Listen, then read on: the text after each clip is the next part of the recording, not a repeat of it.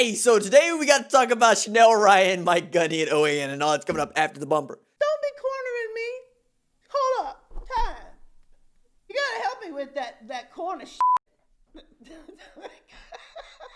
What's up, kinfolk? It's RJ Young. I am not on a step mill. Consider hitting the like and subscribe button because I upload a video every single day. It's always college football related, sports related. We have a good time, and today we got to talk about the intersection between sports and politics. I understand that there's some of y'all on this channel that, well, you lurk and you tell me things like, hey, unsubscribe, talking about Mike Gundy and free speech. I don't care. You'll be back.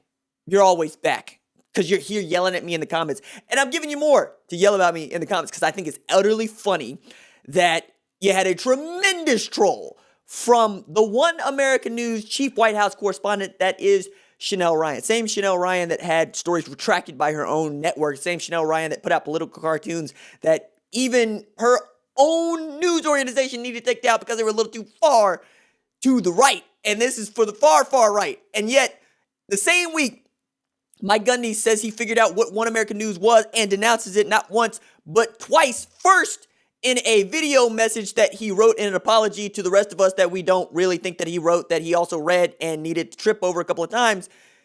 And then on Scott Van Pelt's Sports Center show, where he's like, look, I did a little bit of research and I found out One American News is awkward and stupid, and he called himself a dumbass a couple of times.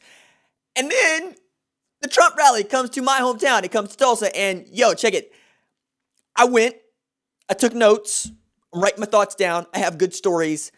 It was underwhelming for many.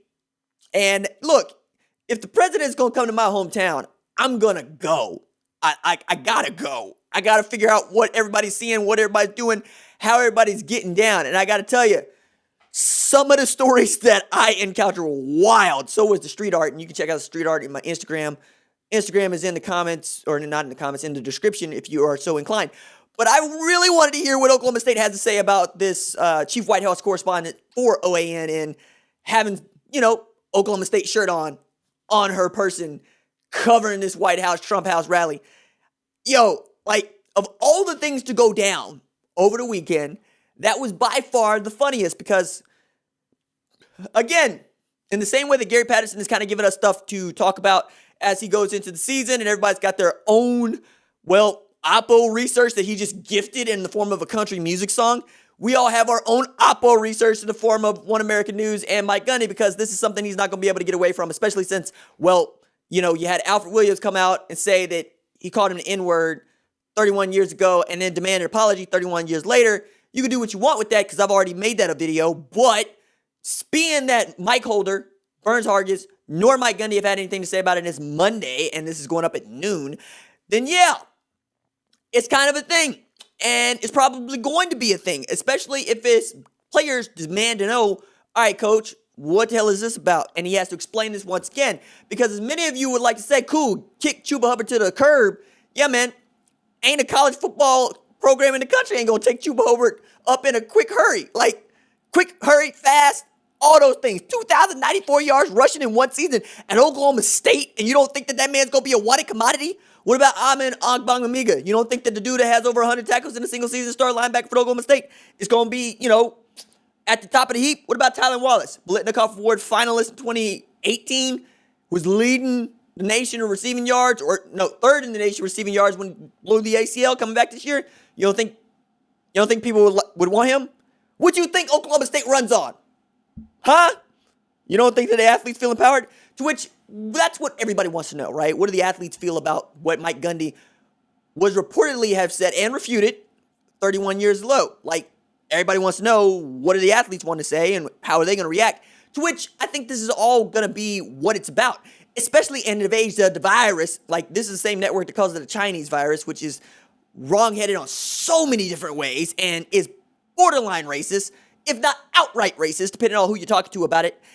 Look, I understand that you can believe that Mike Gundy should be able to wear a shirt. I also understand that some of y'all don't believe that he should apologize for wearing the shirt. But he did, and then he purported to not know what the network is about 2 months after saying, yo, it's not right, it's not left, it's no commentary.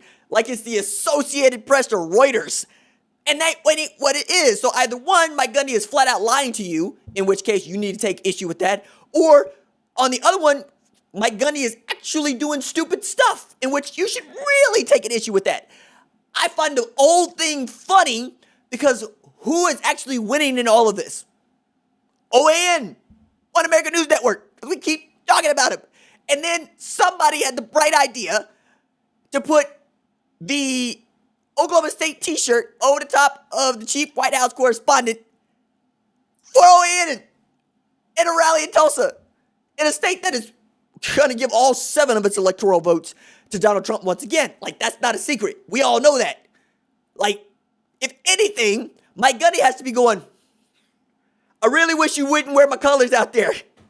Because now you're going to give everybody else something to talk about. Like me. And I'm talking about it. And all I got is jokes. All I got is jokes. I'm past being angry about this. All I got is jokes. And if you don't have jokes about this, then you're angry about it. If you're angry about it, I ain't got nothing for you. I mean, the block button is here for me. I can do that. But like, all I got is jokes. All I got is hee ha ha, because who looks bad? Oklahoma State looks bad to recruits, looks bad to alumni. You got Vernon Morency coming out here saying this will be catastrophic to recruiting.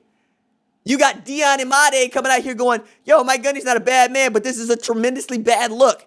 And on it goes, because there's no good looks here. You need to recruit players who look like me to come play football for you so that you can be good. That's how this goes right now. 56% of the 2019 roster for Oklahoma State is black. You don't think they feel some kind of way about a news network that's reporting Black Lives Matter to be a figment of our imagination? They like that we're not actually terrified for reasons that have something to do with police brutality? You know, and meanwhile, I got folks in the comments talking about all lives matter. Yeah, all right, bruh. You're missing the point, bruh. And rather than me trying to make you understand or get you to understand, I'm just laughing. Like, I'm so past talking about this. And yet, here we are with jokes, because I feel like when I went to the Trump rally and I went around talking, all I came up with is like a 15-minute comedy set, which I will probably deliver to you at one point or another, because I let people talk who like to talk. And I got to tell you, some folks in and around Boulder had some things to say, and not all of those things are going to have y'all feeling real good about the state of the world. All I got is jokes about this. All right. It for me. It was this.